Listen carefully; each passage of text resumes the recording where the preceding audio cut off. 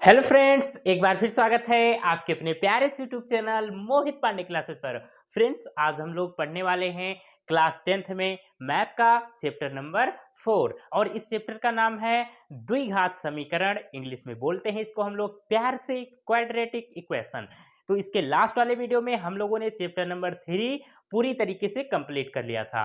अगर आप लोगों ने अभी तक चैप्टर नंबर 3 या चैप्टर नंबर 2 नहीं देखे हैं तो नीचे डिस्क्रिप्शन बॉक्स में आपको चैप्टर नंबर 2 बहुपद, चैप्टर नंबर 3 दो चर राशि वाले रैखिक समीकरण युग्म, इन सब के प्लेलिस्ट का लिंक आपको मिल जाएगा। ओके, तो आप जैसे ही उस लिंक पर क्लिक करेंगे आपको चैप्टर नंबर 2 और चैप्टर नंबर 3 के जितने भी वीडियो हमने अपलोड किए हैं चैनल पर सब के सब आपके सामने आ जाएंगे। ओके, तो आज हम लोग शुरू करने वाले हैं चैप्टर नंबर 4 और ये आपका बहुत ही शानदार वीडियो होने वाला है। अगर ये वीडियो आप लोग नहीं देखे प्यारे तो आगे आपको बहुत सारी समस्याएं होंगी, ठीक है, क्योंकि आज हम लोग एकदम द्विघात के दा से शुरू करने वाले हैं, ठीक है, और बहुत ही मजा आने वाला है। कमजोर से कमजोर छात्रों को भी मैथ इतनी मजेदार लगने लगेगी कि क्या बताएं, ठीक है। हमारा उद्देश्य है मैथ में जितने भी लूले लंगड़े हैं सबको हम क्या बना देंगे, क्या बना देंगे प्यारे, बताओ क्या बना देंगे, मिल्खा सिंह बना देंगे, ठीक है।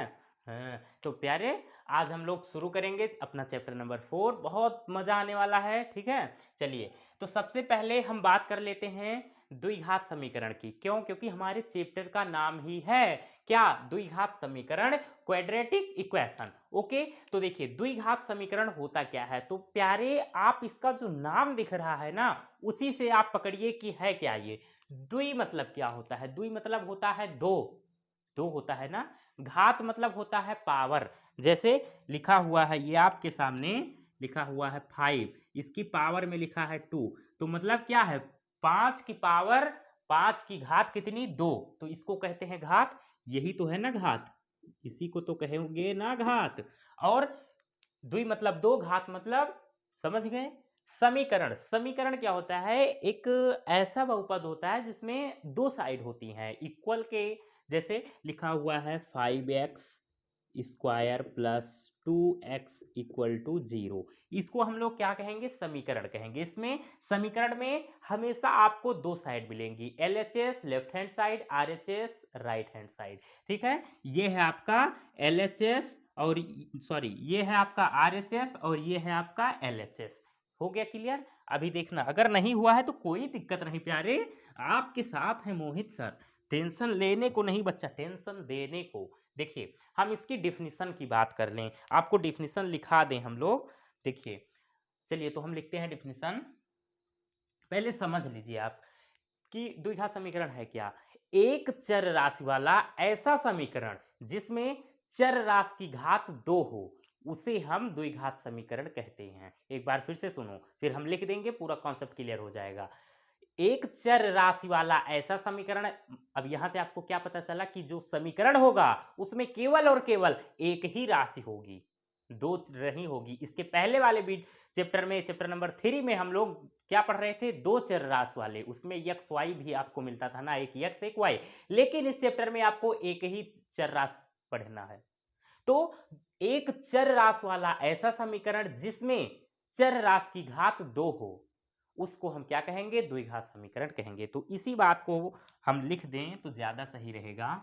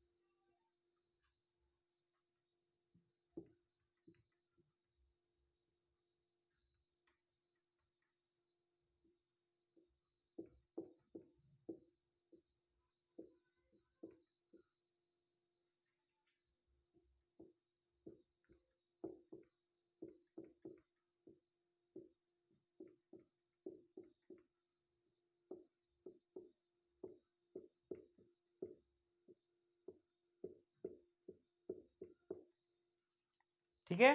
तो हम इसकी डिफिनीशन की बात करें तो एक चर राशि वाला ऐसा समीकरण जिसमें चर राशि की घात, यहां पर घात होना चाहिए, गलती हो गई प्यारे, गलती इंसानों से ही होती है प्यारे, की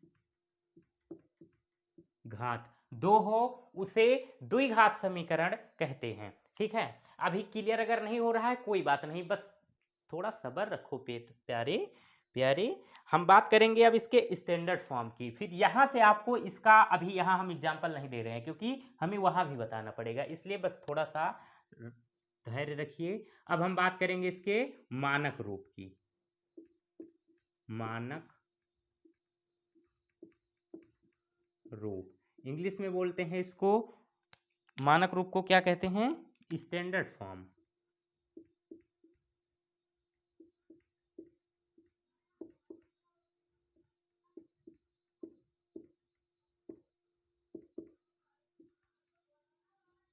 ठीक है, स्टैंडर्ड फॉर्म हो गया। अब मानक रूप क्या होता है द्विघात समीकरण का, वो आप लोग ध्यान रखिएगा। ये होता है A X square plus B X plus C equal to 0, ये होता है स्टैंडर्ड फॉर्म। इस फॉर्म में अगर इक्वेशन दे रखी है तो हम उसको क्या कहेंगे, हम उसको कहेंगे द्विघात समीकरण कहेंगे। ठीक है, जहां पे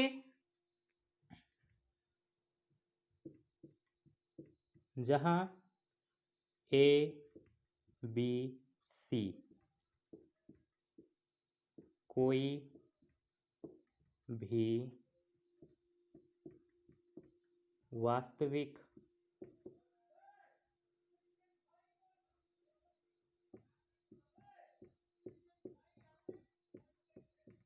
संख्याएं हैं, और इसमें जो यक्स है वो क्या है, यक्स जो है आपका वो चर राशि है,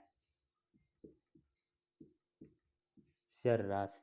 और किसकी बात कर ली जाए, हाँ एक बात और ध्यान रखना कि यहाँ पे ए कभी भी 0 नहीं हो सकता, ये बहुत बड़ी बात है, बहुत ही बड़ी बात है। क्यों, देखिए अब यहाँ से ये जो मैंने बताया है स्टैंडर्ड फॉर्म से पूरा का पूरा चैप्टर, अगर ये बात नहीं जानते तो कुछ भी पूरे चैप्टर में समझ ही नहीं पाओगे प्यारे, क्योंकि जब पता ही नहीं है कि द्विघात समीकरण क्या है, कैसे होता है, उसकी शक्ल कैसी होती है, 2 हाथ होते हैं कि 4 हाथ होते हैं, 2 पैर होते हैं कि 10 पैर होते हैं, तब आप करियो का, ये बताओ बच्चा, कुछ नहीं कर पाओगे बच्चा, कुछ ना कर पाई हो। तो ध्यान से देखो बच्चा, A X square plus B X plus C का मतलब यहां पर देखो हम आपको समझा रहे हैं, ए बी सी कोई भी वास्तविक संख्या है, मतलब यहां पर ए बी सी की जगह 2 4 6 8 10 कुछ भी लिखा हो सकता है, लेकिन क्या होना चाहिए उसमें, एक्स एक्स यक्स ही होना चाहिए, एक ही राशि होनी चाहिए, या उसमें वाई वाई वाई ही होना चाहिए, मतलब उसमें राशि केवल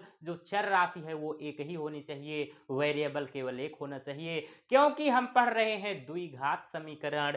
ठीक है, तो यहां पर एक बार अब मैं इसको समझाऊं, आपको मैं समझाने की कोशिश कर रहा हूं। जैसे लिखा है 3x square plus 5x plus 2 equal to 0, तो इसको आप द्विघात समीकरण कहोगे। क्यों, क्योंकि यहां पर ध्यान दो, यहां पर ये जो 3 है 5 है और 2 है, ये किसका काम कर रहा है, ए बी सी, और हमने क्या लिखा है कि ए बी सी कोई भी वास्तविक संख्याएं हो सकती हैं, तो ए की जगह 3, बी की जगह 5, सी की जगह 2, ये कुछ भी हो सकती हैं।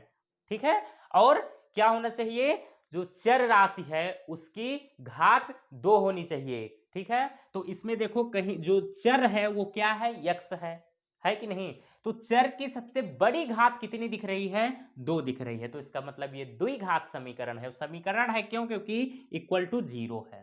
ठीक है, इसी तरीके से आपके सामने आ सकता है 9x square minus 2x equal to 0, इसको भी कहोगे आप द्विघात समीकरण।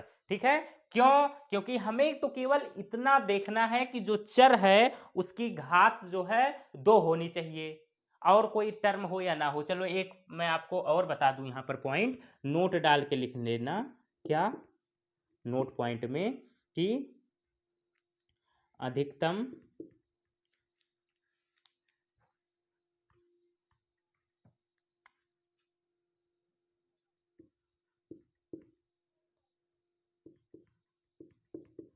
द्विघात समीकरण में अधिकतम 3 पद हो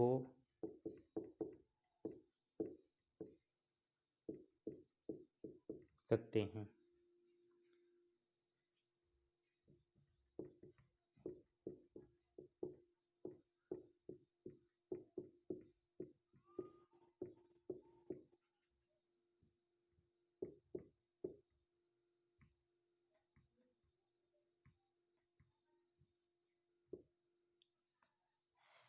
जो द्विघात समीकरण है उसमें अधिकतम 3 पद हो सकते हैं, 3 पद से ज्यादा होगा नहीं। आपका जो एक्सरसाइज 4.1 है उसमें हमें फर्स्ट क्वेश्चन के अंतर्गत बस यही बताना है कि ये द्विघात समीकरण है या नहीं।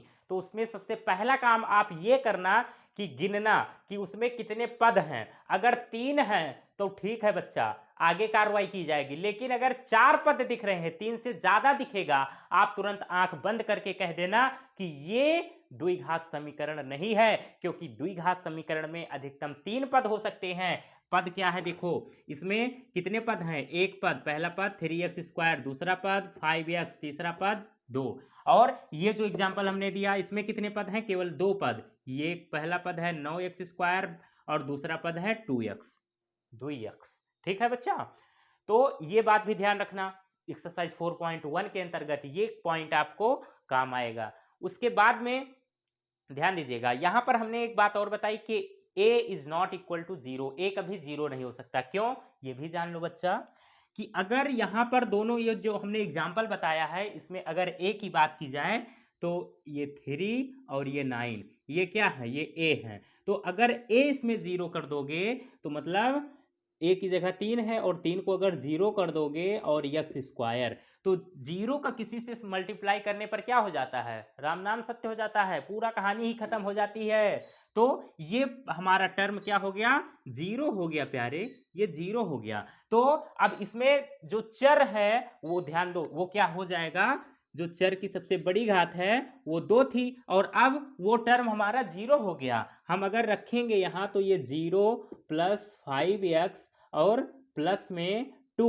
अब यहां पर ध्यान दो, अब इसमें 0 का मतलब कुछ नहीं और कुछ नहीं का मतलब ये 5x + 2 आपके सामने आएगा इक्वल टू 0। तो हमने जो पढ़ी है क्या? द्विघात समीकरण की परिभाषा क्या कि एक चर राशि वाला ऐसा समीकरण, ये तो बात सही है कि एक राशि है, जो चर है वो एक ही चर राशि है, लेकिन एक कंडीशन और है क्या कि जिसमें चर राशि की घात 2 हो। अब इसमें चर राशि की घात 2 दिख रही है? बिल्कुल नहीं दिख रही है। पहले तो थी लेकिन अब नहीं है। कब नहीं है? जब हमने a का मान 0 रख दिया। ठीक है, तो वो वाला हमारा टर्म ही चला गया, काम खत्म हो गया उसका। तो इसलिए अब ये द्विघात समीकरण नहीं रहा बच्चा। इसलिए a कभी 0 नहीं हो सकता, b 0 हो सकता है, c 0 हो सकता है, लेकिन a 0 नहीं हो सकता। अगर लिखा है कहीं पे 9x² इक्वल टू 0 तो इसको आप लोग बहुत ही प्यार से कह सकते हो कि ये आपका द्विघात समीकरण है। लेकिन अगर कहीं लिखा है 3x + 5 इक्वल टू 0 तो इसको भैया कभी गलती से भी मत कहना कि ये द्विघात समीकरण है। क्यों? क्योंकि चर राशि जो है उसकी सबसे बड़ी घात 1 दिख रही है यहाँ पे। कितनी? 1, इसलिए ये नहीं है द्विघात समीकरण। अगर इसी में x की पावर 2 कर दी जाए तो अब ये द्विघात समीकरण बन गई। क्यों? क्योंकि अकॉर्डिंग टू डेफिनेशन चर राशि की घात अब यहाँ पे 2 हो चुकी है प्यारे। तो ये बात क्लियर हुई। अधिकतम 3 पद हो सकते हैं, कम से कम 1 पद होना चाहिए। तो ये इतनी बात अगर क्लियर है बच्चा तो बहुत ही मजा आने वाला है आपको। अब ध्यान दो, अब हम बात करेंगे द्विघात समीकरण के। देखिए नेक्स्ट पॉइंट है हमारा द्विघात समीकरण के हल या मूल या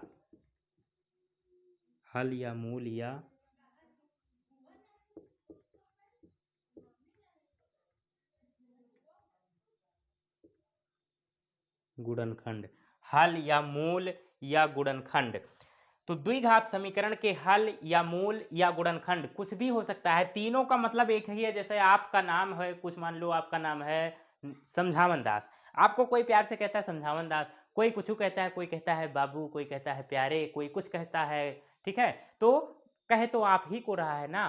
सेम उसी तरीके से हल, मूल, गुणनखंड सब एक ही जने हुए बच्चा, नाम अलग अलग सबका कह रहे हैं, अलग अलग लोग, जिनको जो अच्छा लग रहा है वो कह रहे हैं। जैसे गाँव घर में छोटे बच्चे होते हैं ना, तो उनको जितने लोग होते हैं उतने नाम से बुलाते हैं। सेम उसी तरीके से जो आपको अच्छा लगे आप कह सकते हो। 4.2 एक्सरसाइज में इसका आपको काम लगने वाला है, ठीक है। लेकिन यहाँ पर आप लोग इसको अच्छे से समझ लो, ये होता क्या है, द्विघात समीकरण के हल या मूल या गुणनखंड है क्या वास्तव में। तो जो हमारा द्विघात समीकरण है उसमें जो चर राशि दिख रही है, चर राशि का ऐसा मान जो उस समीकरण में लगाने पर समीकरण को शून्य कर दे या LHS बराबर RHS कर दे, उसे उस समीकरण का हल या मूल या गुणनखंड कहते हैं, ठीक है। तो इसको हम अगर लिख दें तो ज्यादा सही रहेगा ना, नोट्स बना रहे हो प्यारे। दो क्यों, दुई होता है ना, दुई बच्चा, गलती पे गलती, गलती पे गलती।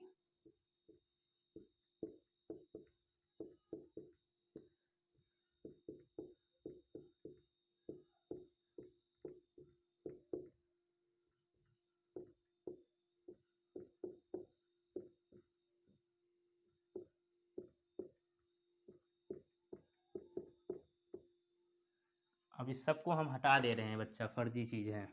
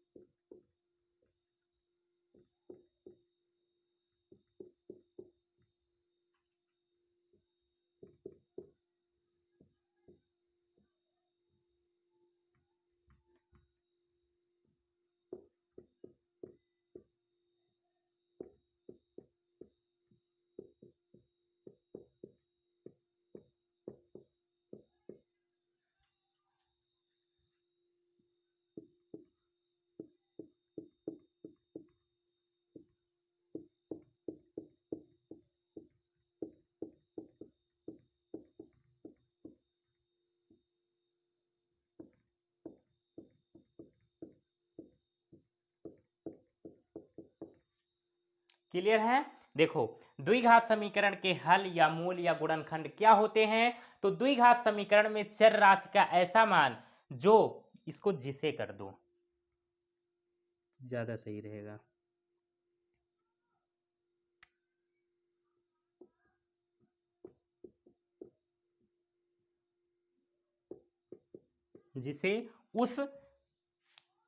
जिसे उस समीकरण में लगाने पर उस समीकरण को शून्य कर दे या LHS बराबर RHS आए, उसे उस समीकरण का हल या मूल या गुणनखंड कहते हैं, ठीक है। जैसे आपके सामने अगर लिखा है एग्जाम्पल में, ध्यान दो, लिखा है 5x² plus 2x plus 3 equal to 0। अब इस समीकरण में यक्स का, किसका, यक्स का प्यारे, यक्स का ऐसा मान जो इस समीकरण में रख दें तो क्या आ जाए, पूरा ये 0 हो जाए, ये आपका LHS पूरा 0 हो जाए। तो उसी मान को, किस मान को, जिस मान को यक्स की जगह रखने पर ये हमारा LHS 0 हो रहा है, उसी मान को हम लोग उस समीकरण का हल कहते हैं या मूल कहते हैं या गुणनखंड कहते हैं। ठीक है, क्लियर है बच्चा, कोनो दिक्कत तो नहीं है? ठीक बा बच्चा, ठीक बा। तो ये बात भी क्लियर हुई। एक बार पूरी कहानी फिर से समझ लो, मक्खन हो जाएगा सब। देखो, द्विघात समीकरण क्वाड्रेटिक इक्वेशन है क्या? एक चर राशि वाला एक ऐसा समीकरण जिसमें चर राशि की घात कितनी हो? 2 हो, उसे हम लोग प्यार से कहते हैं द्विघात समीकरण क्वाड्रेटिक इक्वेशन। अब इसके स्टैंडर्ड फॉर्म, इसके मानक रूप की बात की जाए तो ये होता है ax² + bx + c = 0, जहां पे ए बी सी कोई भी वास्तविक संख्याएं हैं और यक्स क्या है? चर राशि है। और यहां पर एक कंडीशन है क्या कि ए कभी भी 0 नहीं हो सकता। ठीक है, क्यों नहीं हो सकता मैंने समझा दिया था। अब ध्यान दें, एक नोट पॉइंट मैंने लिखा कि द्विघात समीकरण में अधिकतम 3 पद हो सकते हैं तथा कम से कम 1 पद। ठीक है, यहां पर ध्यान दो। फिर नेक्स्ट पॉइंट, द्विघात समीकरण के हल या मूल या गुणनखंड क्या होते हैं? तो द्विघात समीकरण में चर राशि का ऐसा मान जिसे उस समीकरण में लगाने पर उस समीकरण को शून्य कर दे या LHS बराबर RHS आए, उसे उस समीकरण का हल या मूल या गुणनखंड कहते हैं। जैसे 5x² + 2x + 3 = 0। अब इस समीकरण में यक्स का ऐसा मान जो इस समीकरण में यक्स के जगह लगाने पर LHS को शून्य कर दे, उसी मान को हम लोग उस समीकरण का हल कहेंगे या मूल कहेंगे या गुणनखंड कहेंगे। पूरी कॉन्सेप्ट क्लियर हो गया? अगर पूरा कॉन्सेप्ट क्लियर है तो कमेंट करके बताओ कि सर पूरा मजा आ गया, मजा आ गया, आग लग गई। तो अब इसका मैं साइड हो रहा हूं, आप लोग स्क्रीनशॉट लेंगे, फिर हम लोग एक्सरसाइज 4.1 का कुछ क्वेश्चन कर ले रहे हैं आज ही। ठीक है, ताजा ताजा हमने पढ़ा है तो वहां पर इसको देख लेते हैं। तो इसका आप लोग स्क्रीनशॉट लेना चाहो तो ले सकते हो प्यारे। ले लिया? चलिए चलिए, अब बात करेंगे हम लोग एक्सरसाइज के कुछ क्वेश्चन की। तो आपकी एक्सरसाइज 4.1 का फर्स्ट क्वेश्चन कह रहा है, जांच कीजिए कि क्या निम्न द्विघात समीकरण है। तो इसमें टोटल 8 पार्ट हैं, तो हमें इसमें चेक करना है कि जो समीकरण है वो द्विघात समीकरण है या नहीं। ठीक है, तो बहुत ही आसान तरीके से आपको समझ में आ जाएगा। ध्यान दीजिए, फर्स्ट क्वेश्चन का फर्स्ट पार्ट है x + 1 का होल स्क्वायर = 2x - 3। ठीक है, तो अब यहां पर प्यारे आपको बचपन वाला फार्मूला याद होना चाहिए। कौन सा? बचपन वाला फार्मूला, a + b का होल स्क्वायर, a - b का होल स्क्वायर, a + b का होल क्यूब, a - b का होल क्यूब। ठीक है, अगर नहीं याद है तो बताना, इस पे मैं एक वीडियो बना दूंगा। जितने भी फार्मूले हैं सबके एक ही साथ आपको मिल जाएंगे। ठीक है, कमेंट करके बता देना, अगर आता है तो ठीक है, नहीं तो कोई बात नहीं बच्चा, हम तो हैं आपके साथ दिन रात 24 घंटा। अब ये a + b का होल स्क्वायर दिख रहा है। ठीक है, क्यों? क्योंकि ये x आपका a का काम कर रहा है और ये 1 जो है ये आपका b का काम कर रहा है, और ये a और यहाँ बीच में क्या है? प्लस। तो a + b का होल स्क्वायर। अब a + b का होल स्क्वायर आपको पता है क्या होता है? a² + b² + 2ab। तो a का काम क्या कर रहा है? यक्स। तो x² + b² का मतलब 1 का स्क्वायर प्लस 2ab, a क्या है? यक्स, इंटू b का है? b है 1, इक्वल टू 2 का अंदर मल्टीप्लाई तो 2x माइनस 2 3 जा 6, तो x² + 1 + 2x इक्वल टू, इधर ले लो सबको, इधर बुला लो इसको, कम हियर, -2x, ये इधर आएगा तो क्या हो जाएगा? +6 हो जाएगा, इक्वल टू 0। क्योंकि इक्वल के इधर उधर जाने पर चिन्ह बदल जाता है, जो प्लस में रहता है माइनस में हो जाता है, मतलब जिसके सामने प्लस का साइन रहता है उसके सामने अगर इक्वल के इधर उधर जा रहे हैं तो माइनस हो जाएगा, माइनस है तो प्लस हो जाएगा। तो 2x के सामने क्या दिख रहा है बच्चा? कुछ नहीं दिख रहा है, हमें तो दिख रहा है कि प्लस लगा है। लकड़ी का चश्मा लगवा लो बच्चा, बहुत अच्छा दिखता है लकड़ी चश्मा लगाने से, हम भी लगाते हैं, आप भी लगाया करो। तो ये +2x जब इक्वल के इधर आएगा तो -2x हो जाएगा, और -6 जब इधर आएगा तो +6 हो जाएगा। बोलो सिया बलरामचंद्र की जय हो। अब यहाँ पर देखो, ये +2x -2x बर्बाद हो गया बच्चा। अब बताओ क्या होगा? अब बचा क्या? बचा है यहाँ पे x² और क्या बचा? +6 और 1, ये 7 = 0। अब यहाँ पर ध्यान दो, क्या है? पहला काम आपको बस इतना ध्यान रखना है कि जो समीकरण मिलेगा उसमें देखना कि एक्स स्क्वायर वाला टर्म है या नहीं। तो हमें एक्स स्क्वायर वाला टर्म दिख रहा है और किसी से हमें कोई मतलब नहीं है, तो एक्स स्क्वायर वाला टर्म है, तो इसलिए ये द्विघात समीकरण है।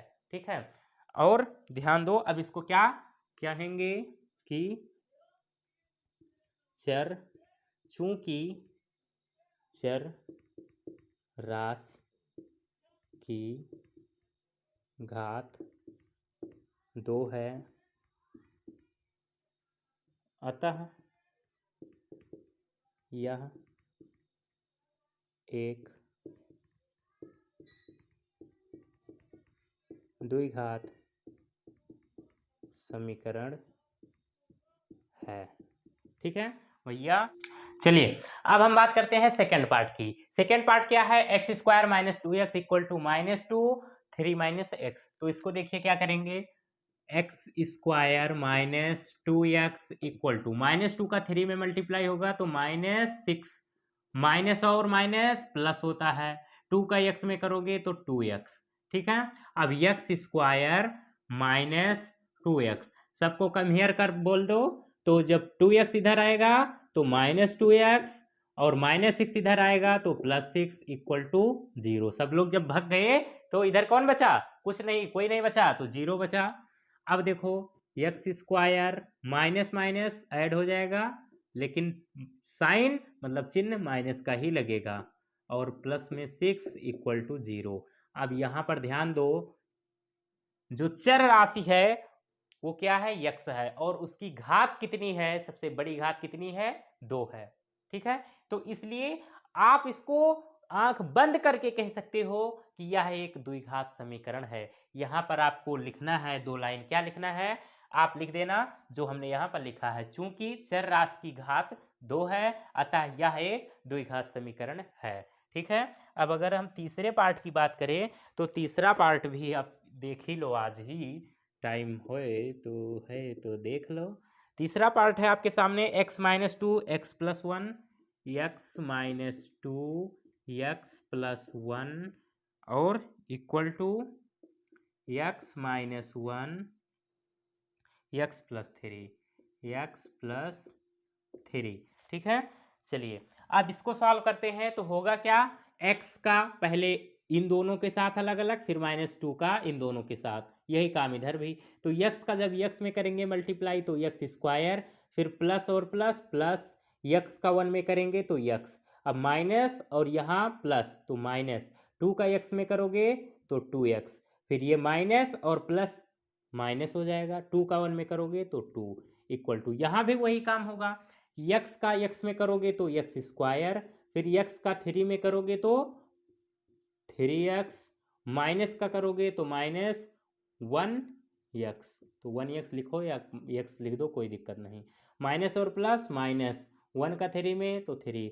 अब ध्यान दो बच्चा, क्या ध्यान देना है हमें, ध्यान ये देना है कि x स्क्वायर इधर है प्लस में और इधर भी है प्लस में, तो जैसे ही कम हियर बोलोगे एक्स स्क्वायर को इधर आएगा तो क्या बन जाएगा, ये बन जाएगा -x² इधर आकर। ठीक है, और इधर +x स्क्वायर है, तो दोनों बर्बाद हो जाएंगे बच्चा आपस में, काम खत्म हो गया। अब कौन बचा, अब बचे हैं इधर, सबको इधर ले लो। अब तो यहाँ से आपको पता चल गया होगा कि चर राशि की सबसे बड़ी घात 2 होनी चाहिए, अब तो बची ही नहीं, तो अब इसको द्विघात समीकरण हम नहीं कहेंगे, लेकिन आपकी आत्मा की संतुष्टि के लिए इसको हम थोड़ा और आगे सॉल्व कर दे रहे हैं, कुछ बच्चे गुस्सा होने लगते हैं। तो x माइनस 2x माइनस 2 सबको इधर बुलाओ, -3x प्लस x और +3 इक्वल टू 0। इधर आएंगे तो क्या होगा, जो प्लस प्लस के हैं इधर आके माइनस के हो जाएंगे, जो माइनस के हैं वो इधर आके प्लस के हो जाएंगे।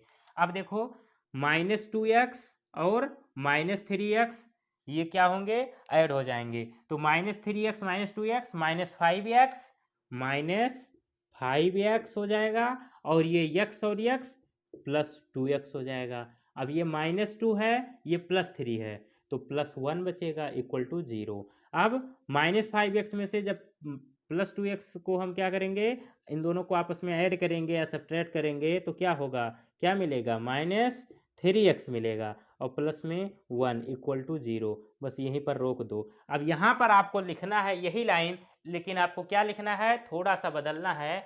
आप लिखेंगे पहली लाइन, चूंकि चर राशि की घात 1 है। चूंकि यहाँ चर राशि की घात 1 है। क्या कहा, चूंकि यहाँ चर राशि की घात 1 है, अतः यह एक द्विघात समीकरण नहीं है। ठीक है, द्विघात समीकरण होने के लिए चर राशि की सबसे बड़ी घात 2 होनी चाहिए। जैसा कि फर्स्ट पार्ट में देखिए चर राशि की सबसे बड़ी घात 2 थी, सेकेंड पार्ट में भी चर राशि की सबसे बड़ी घात 2 थी। ठीक है, तो इस तरीके से 3 पार्ट कंप्लीट हुए आपके। इन तीनों की स्क्रीनशॉट लेना चाहते हो तो ले सकते हो आप लोग। ले लिया, चलिए। तो फ्रेंड्स आज का वीडियो हम लोग यहीं पर रखते हैं। आगे के जो क्वेश्चन बचे हुए हैं हम उसको नेक्स्ट वीडियो में करेंगे। ओके, तो आज का वीडियो आप लोग को कैसा लगा? अगर अच्छा लगा हो तो प्लीज़ लाइक कीजिएगा, और अगर पहली बार हमारे चैनल पर आए हैं तो प्लीज़ हमारे चैनल मोहित पांडे क्लासेस को सब्सक्राइब जरूर कीजिएगा। अपने फ्रेंड्स लोग को वीडियो शेयर कीजिए। हम आपके लिए इतनी मेहनत कर रहे हैं, देख रहे हो प्यारे, पूरा पसीना पसीना हो गए हैं, लेकिन हम लगे हैं आपके साथ। हम रहेंगे 24 घंटे आपके संपर्क में, दिन रात एक कर देंगे। आपको बोर्ड एग्जाम में 90 प्लस दिलाने का वादा है। अगर हमारे साथ बने रहोगे तो 90 प्लस दिलाने से कोई रोक नहीं पाएगा बच्चा, और आप लेकर आओगे, मुझे पूरी उम्मीद है। तो फ्रेंड्स आप लोग को हम नेक्स्ट वीडियो में मिलेंगे आगे के क्वेश्चनों के साथ। आज का वीडियो यहीं तक रहेगा। ओके, तो बाय बाय, हम लोग फिर मिलेंगे।